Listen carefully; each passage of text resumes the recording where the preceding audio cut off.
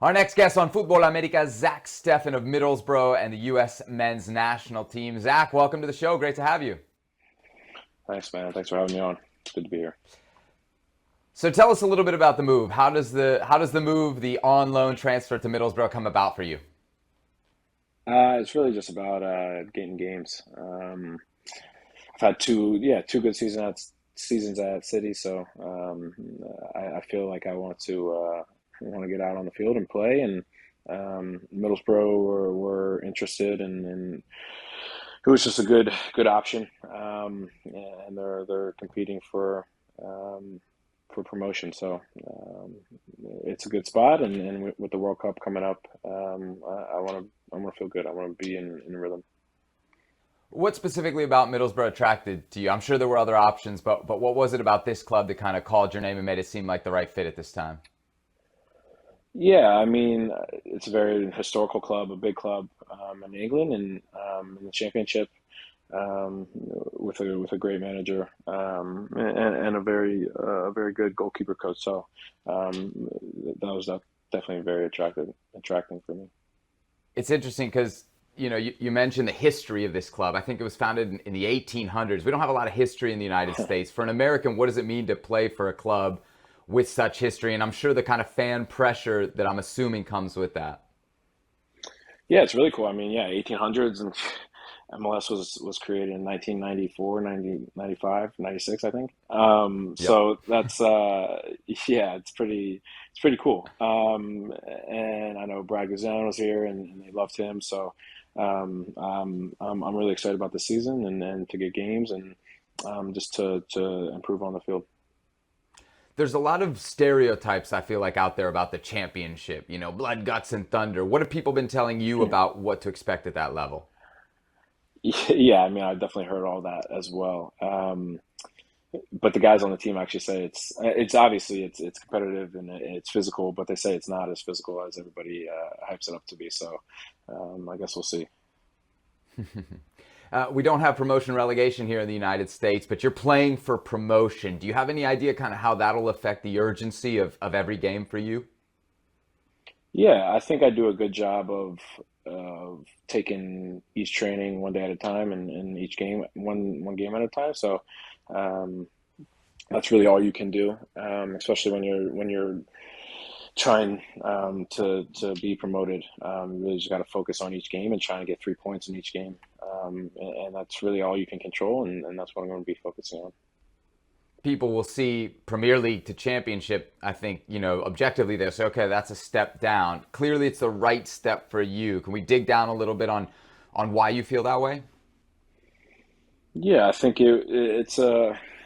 I mean, haven't played too many games at City, and yeah, I mean, obviously training with the best players in the world is good, but as a goalkeeper, you need to get games. You need to be in rhythm. You need to feel um, that feeling that games give you that training won't give you. So I really just wanted to come to a team that I could play, and um, a team where I would be pushed, and it would be a challenge. And I know the championship is a very strong league, and it's a lot of games, and it's very physical. And I know Chris Wilder is a manager who wants to have possession of the ball. So I think it's a good fit.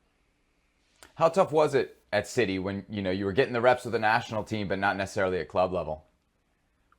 Yeah, I mean, it was the first time I was a second string ever, so that was definitely a tough adaptation, and but at the same time, it was very good. I mean, I grew and got the best training that I've ever had, so I definitely grew as a player and got better, and now it's time to get some games. I'm always curious kind of where goalies actually fall in this because we debated on the show. We have Hercules Gomez, but he doesn't know anything about goalkeeping. He says, y'all don't need to play as long as they're training at a good level. That's good enough. We've had Casey Keller on. He's kind of gone the other way. Where do you come down on hmm that debate and how important is it? Yeah, no, I'm gonna have to go against Hercules on this one. No, it's crucial, man. For we can't just be sitting on the bench and be training. It's the same as field players. They need to get game time and consistent game time to feel in rhythm to stay match fit. And for us, it's more just mentally to stay mentally fit. And so yeah, I definitely think that goalkeepers are a different position than field players, obviously, and we need games consistently. How did you manage then without the games to kind of keep your head and stay focused for the national team duty when you were at City? Yeah, like I said before, it's just trying to focus one day at a time, one training at a time, one game at a time, and try not to think too much because when you do that, that definitely hurts you on the field. And so I was just trying to take it all in, all the training, um, all the advice from Pep and the keeper coaches and Eddie and then when my time was called or my name was called, I would just try to do my best. You mentioned Pep. I got to ask you about him next. What's the impact? Is there an area of influence that where you can say, okay, this is where Pep Guardiola has impacted me as a player? I think it's more just confidence. He had confidence that I could step in there and play, and because I mean we don't train that much with the team. I mean we do, but we always start out with the goalkeeping crew for the first half an hour, 45 minutes, and then we go in with the team. So I talk way more to the goalkeeping coach at City than I did Pep, but I think it was more just confidence and him believing in me to go out there and perform with the guys. Zach, obviously, anytime you're brought in as a goalie on a Pep Guardiola team, people are saying, okay, this guy, he can play with his feet. You're a guy who has shown us you're very confident with your feet. We also have that debate on this show, like how important is a goalkeeper's footwork, obviously in the modern game more so than the past, versus just like that raw shot stopping ability. Give us the goalie's perspective and how important is it to be able to do some of the things that you can do with your feet in a game? Yeah, I mean, obviously the the number one role as a goalkeeper is to keep the ball out of the net. So shot stopping and there's a lot of aspects to goalkeeping, coming out and crossing and being in the right position and all that stuff. But yeah, shot stopping is obviously number one and making sure that you keep the ball out of the net. And then, I mean, the game has evolved since the last 20, 30 years. And so now we got to be good with our feet and we got to be kind of like another center back there so we can have kind of a man up, have an advantage, and we can keep the ball and make the other team run and tire them out and hopefully break them down to go and score some goals. I mentioned at the top of the interview you're at Middlesbrough on loan from Manchester City. You feel like you have any unfinished business at City or maybe in the Premier League still? Yeah, I mean, I definitely have dreams and aspirations to yeah play in the Premier League again for sure. At City, is that kind of still in the back of your mind? Is like I have a return to City in my future? We'll see, man. We'll see. Anything's possible. We'll see. I'm definitely just focused on this year and getting ready for the World Cup, so we can have a nice little run in the World Cup. You are one of the few guys, although now we see a lot more, who have kind of worn that label, American in the Premier League. What's it like being an American in the Premier League? Um, I mean, it's cool, man. A league that I've been watching since I can remember. It was definitely surreal, and yeah, it was it was busy, but it was really cool. I mean, just the competition and just watching how good the players are in that league and how good those teams are and the fans in that league. It's a special league. There's obviously the popular show Ted Lasso, and in that show there's a pretty heavy like anti-American bias. It's part of the narrative of the show. Did you ever feel that as a player, as a goalie in the Premier League from the press or the fans? I mean, no, not not to the Ted Lasso extent, but yeah, no. I thought no. I mean, it was Christian and I and a couple other guys. I mean, Josh Sargent was there. Um, yeah, I mean, no, I didn't feel that. What does it mean to the national team to have all you guys kind of not just getting to the Premier League, but getting to the Premier League at this time, kind of in the build up to a World Cup?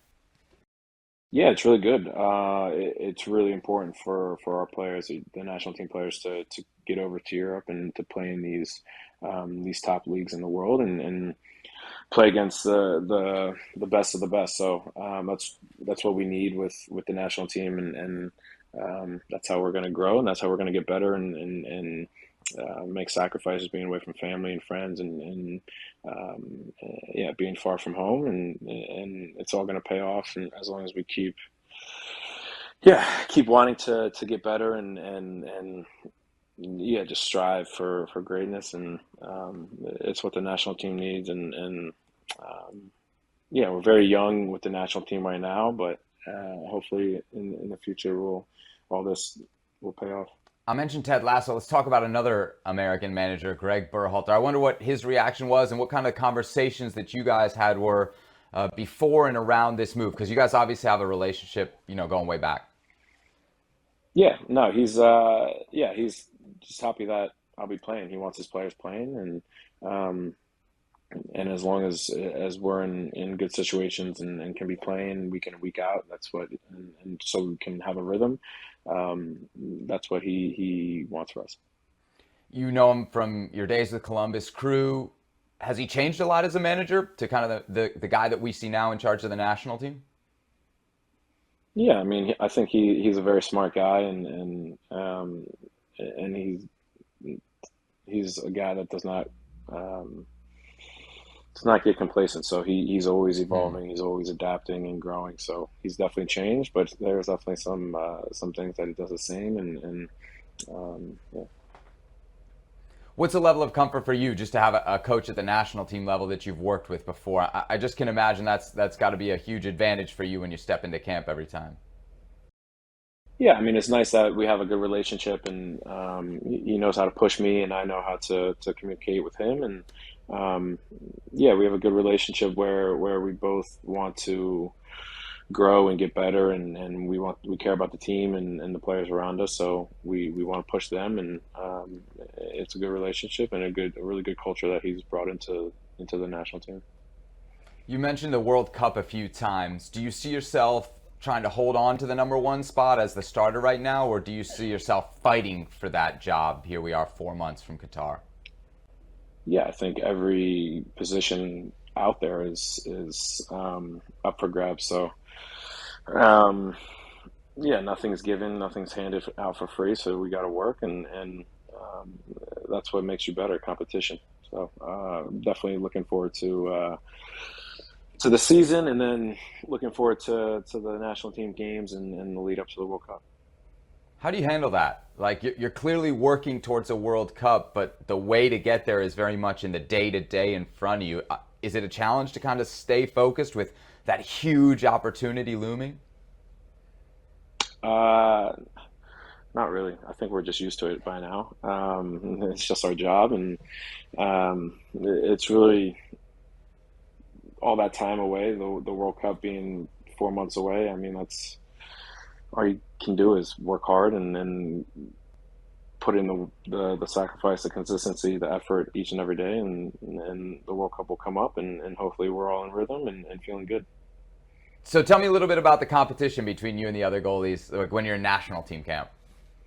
Yeah, Matt and Sean and Ethan. I think we have a really good crew, really good guys, and guys that want to grow, guys that want to do well, guys that want to support the other one or the next one, and push each other. So we have a really good group. I think we all get along really well, and that's exactly the type of culture that I want to have in a goalkeeping group, and um, yeah, and yeah, we're excited for the future, and we know what we had to do at club level, and then we know what we have to do with the national team, and it's just about doing all those little things, all the little details, and doing it the right way.